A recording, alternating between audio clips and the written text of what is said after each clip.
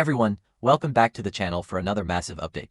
It is a crazy Tuesday night and the coffee is barely keeping us awake right now, but the news never sleeps in Genoa City. We have a massive, absolute bombshell of a story to break down today. Let's just dive right into the madness because things are getting completely out of hand. And I mean completely out of hand, so let's talk about Michael Baldwin. Because what just happened to him is honestly one of the darkest, most brutal things we have seen in a long time. And we have seen a lot of dark stuff on this show. But this is different. Victor Newman just ended his entire life.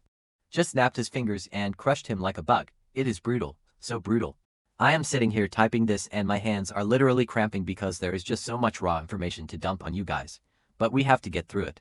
We have to look at the sheer destruction of Michael's career. So it all started with Lauren Finmore Baldwin. She just got this shiny new job working for Phyllis Summers at the Summers conglomerate.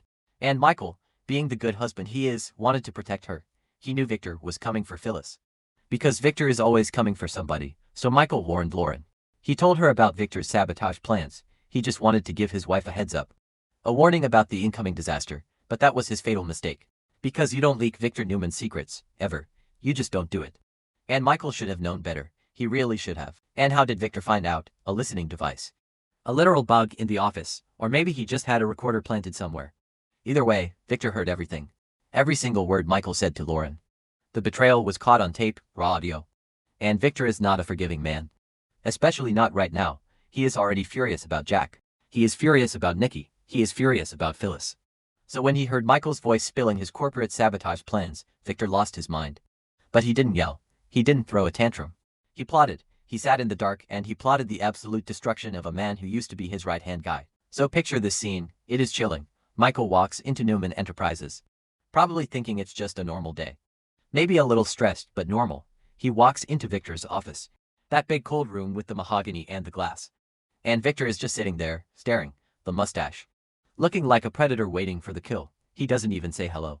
He doesn't offer him a drink. He just reaches into his desk and pulls out a voice recorder. And he tosses it right onto the desk. Clack, it hits the wood. And Victor presses play. And then Michael hears it, his own voice. Echoing in that massive office, telling Lauren everything. The secret plans, the sabotage, the plot to destroy Phyllis and the Summers conglomerate. Michael's face must have drained of all color, just pure white. Because in that exact second, he knew he was dead, professionally dead. There is no talking your way out of a tape recording with Victor Newman. You can't lawyer your way out of that.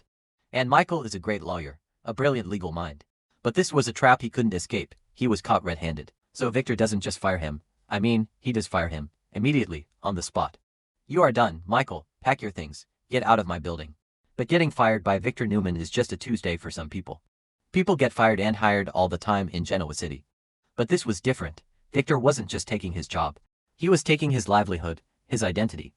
Victor looked him dead in the eye and told him he would use every single resource he had to ensure Michael would never practice law in Genoa City again. Or anywhere else in the world if Victor has his way. And here is the sickest part. The absolute most twisted part of this whole thing. Victor didn't just threaten to ruin his reputation with gossip. He actively fabricated a scandal. A fake ethics scandal. Victor used his immense wealth and power to plant evidence, fake evidence. Claiming that Michael accepted bribes to falsify old case files. Bribes. Michael Baldwin, former district attorney.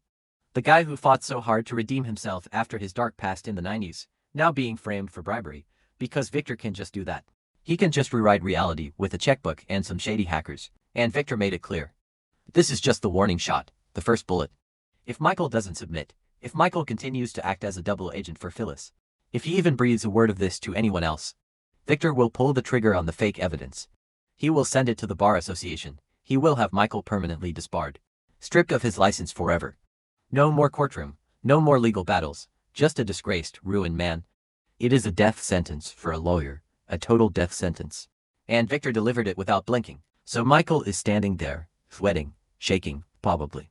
Because what can he do? He is trapped, completely boxed in by the most powerful man in town. His illustrious career, decades of hard work, the respect he built, all of it hanging by a thread that Victor is holding a pair of scissors to. And Michael is terrified. Not just for himself, but for his family. For Lauren, for Finn. How do you provide for your family when the entire elite class of the city turns their back on you? How do you walk into the athletic club when everyone thinks you are a dirty, corrupt lawyer who took bribes? Because that is what happens in Genoa City. When Victor Newman excommunicates you, the rest of the rich elites follow suit. They fall in line like sheep, Nobody wants to cross Victor. So if Victor says Michael is a dirty, bribe-taking lawyer, then that is what the society crowd will believe. The country club will shut him out. The athletic club will whisper when he walks by. The clients will drop him like a bad habit. It is social and professional exile, and Michael knows it. He can see the walls closing in on him and he is absolutely helpless to stop it. And it is just so ironic, because Michael was trying to do the right thing for his wife. He was trying to protect Lauren from the crossfire of Victor's war with Phyllis. He popped champagne with Lauren just the other day. They toasted to a fresh start, a new beginning, and now they are staring down the barrel of total ruin. Because Lauren taking that job at Summers' conglomerate was the catalyst. If she hadn't taken the job, Michael wouldn't have warned her, and Victor wouldn't have destroyed him. It is a tragic domino effect, but we have to look at the bigger picture here. Victor is completely unhinged right now. He is fighting a multi-front war and he is taking no prisoners. He is destroying Jack Abbott. He humiliated Nikki. He is teaming up with Diane Jenkins, of all people. And he is trying to crush Phyllis. Victor is lashing out at everyone who ever crossed him. And Michael just happened to step on a landmine while Victor was marching to war. Victor doesn't care about Michael's loyalty over the years. He doesn't care about the times Michael saved the Newman family from legal disasters. You are either 100% with Victor, or you are an enemy to be crushed into dust. And what about Phyllis? She is sitting in her office, bragging to Lauren that she finally won, that she beat Victor. But she has no idea the collateral damage that is piling up outside her door. Michael is a casualty of the war for Summers' conglomerate. Will Phyllis even care? Will she try to help Michael? Probably not. She is too focused on keeping her power and dealing with her own kids hating her. And Michael is just collateral damage to her too. It is sad. It is really sad to see a legacy character like Michael Baldwin reduced to a pawn in these sick billionaire games. So what happens next? Michael has to go home and tell Lauren. He has to look his wife in the eye and tell her that his career is over, that Victor framed him, that they might lose everything they have built together. The stress is going to be unimaginable. Will Lauren quit her job? Will she fight back against Victor? I don't know. My head is spinning just typing this out. It is too much drama for one day. I am so tired of seeing good characters get dragged through the mud, but that is soap opera life, I guess. And you have to wonder about the legal community. Will anyone stand up for Michael? Will Christine? Will anyone look at the fake evidence and realize it was planted? Victor is thorough, but he isn't a god. There has to be a paper trail. But Michael is so panicked right now he probably can't even think straight. He is a brilliant strategist, but when it is your own life on the line, the panic takes over. He is facing the end of his identity. Michael Baldwin is a lawyer. Without the law, who is he? What does he do? Victor knows exactly what he is doing. He is hitting Michael where it hurts the most. He didn't threaten his physical safety. He threatened his pride, his legacy, his ability to provide. That is psychological torture, and Victor delivered it with a smile. Or at least that smug smirk he always does. It is infuriating to write about. But it is happening. The betrayal has been exposed. The punishment has been handed down. And Michael Baldwin is now officially a casualty of the Newman Empire. I just keep thinking about the raw emotion in that room. The silence after the tape stopped playing. The heavy, suffocating silence. Michael trying to find the words to explain. Trying to say he was just protecting his wife. And Victor just holding up a hand to silence him.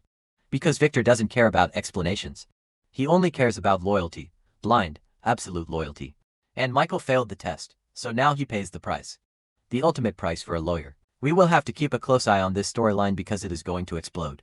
When the rest of Genoa City finds out that Michael Baldwin was fired from Newman Enterprises, the rumors are going to fly.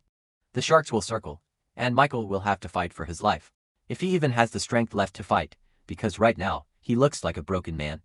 And Victor Newman is standing over him, holding the hammer. Alright, I need to wrap this up before my keyboard breaks from typing so fast. This is just an insane development. Let me know what you guys think about Victor's ruthless move. Is Michael done for good? Can he bounce back? We will see. Stay tuned for more updates because this war is far from over.